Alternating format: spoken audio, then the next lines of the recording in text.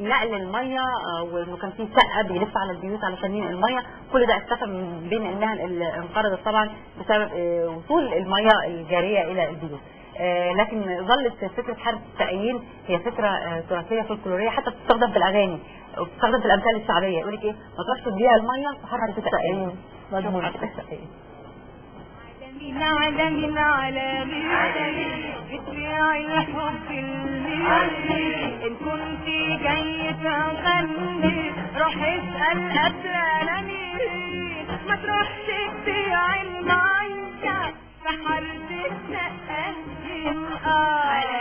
هكذا جاء في التراث الغنائي العربي عن أشهر حارات ومعالم منطقة عابدين بالقاهرة، كحارة السقايين التي تمتد حتى شارع السقايين وتتفرع من شارع محمد فريد الشهير إلى شارع بورسعيد الذي عرف بالخليج المصري قديما.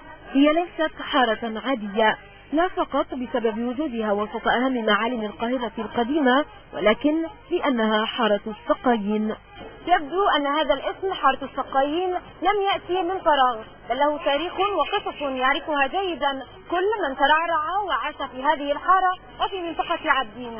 فالسقايين الذين اعتادوا أن يجوبوا الشوارع حاملين المياه داخل قرب مصنوعة من الجلد مرتزقين من بيعها، سكن عدد كبير منهم حارة السقايين مستفيدين من آبارها وقربها للخليج المصري. اسمها حارة السقايين عشان كانوا كل بتوع المية هنا، يقول لك البيع المياه في حارة السقايين مش طلوع من هنا، لكن بتوع القرب كلهم كانوا هنا موجودين في المنطقة دي. وشارع السقايين كمان عندهم الحنفيات وبرضه لأن شارع حارة السقايين قدام شارع السقايين، وفي حنفيات في الشارع الخليج المصري كانوا برضك بيملوا منها، وبعدين كل ده اتردم. دلوقتي ايه شارع عمومي بقى، تجيبها من الازهر بقى لغايه شارع السبت بقى وانت طالع ده كله بقى.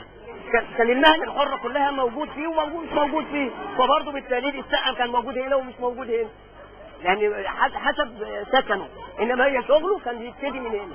ليه كان في حنفيه ميه بره بيملى منها، حنفيه تبع الحكومه بكشك برحمه كان راجل اسمر كده وكان بيقعد برجليه، كان عنده اعاقه في رجليه وكان بيملى السقا وبتاع. احنا قمنا وكبرنا لقيناها كده حاره السقايين. طب ايه اللي سماها على كده؟ كانت شريفه فاضل ساكنه على النص في مجلس الامه بالعماره بتاعتها، وشريفه فاضل طلعت عليها اغنيه بتبيع الحب المين، ان كنت جاي تغني روح اسأل قبل مين، ما تروحش تبيع المية في حارة السقايين. مهن قديمة كثيرة ظلت تحويها حارة السقايين وتوارثها جيل بعد جيل، تماما كما حوت الحارة تاريخ ميناء السقا العريقة باسمها. أما هذا الصنبور فهو الصنبور الوحيد المتبقي تقريبا من صنابير المياه التي اعتاد السقايون وأهل المنطقة على ملء قرابهم منها. 50 سنة هنا، ولما جيت لقيتهم بيشيلوا القرب على ظهرهم ويدخلوا البيوت في قلبيها. وبعد كده لما كانت كده القرب كنا بنجيب ميه من الحنفيات بتاع ابو بلد زوجي. وكعادة كل الحارات القديمة اختلف حالها كثيرا، إلا أن البيوت القديمة لا تزال رافعة رؤوسها في حارة السقايين، لكن على أرجل واهنة، إلا ما اهتمت الحكومة المصرية بإعادة ترميمه كمسجد الست مسكن قريب من الحارة وكنيسة الملاك جبريال. سارية ياسين، الغد العربي، القاهرة. يعني فكرة فعلا السقا يمكن لسه بنتكلم على احنا حسينا بالحزن صح؟ مش عارفه ليه انا حسيت هو فعلا حاجه اتغيرت معالمها، بس عايزه اقول انه ما زال في مناطق من العشوائيات محتاجه للسقا، لانه حتى الان لم تصلها المياه النظيفه. فاذا كان زي ما بيقول الفيلم السقا مات، يمكن المهنه كلها ماتت، لكن ما زلنا بحاجه ليها في بعض المناطق. تمام.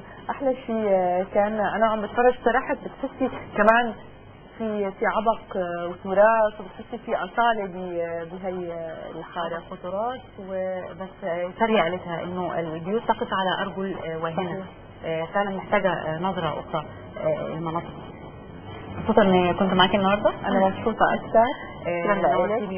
شكرا لك، شكرا لكل مشاهدينا اللي كانوا اليوم متابعينا بحلقه صباح مساء. ان شاء الله تكون يعني يكون خفيفة على قلب كون وفقراتنا على الكون خفيفة كثير. خفيفة كثير. كيف كون؟ كيف كون؟ سنارة عندها كلمة دائما الصبح لما بتيجي بتقول كيف كون؟ كيف كون؟ لك يلا باي. تصبحوا على ألف خير، إلى اللقاء. باي باي.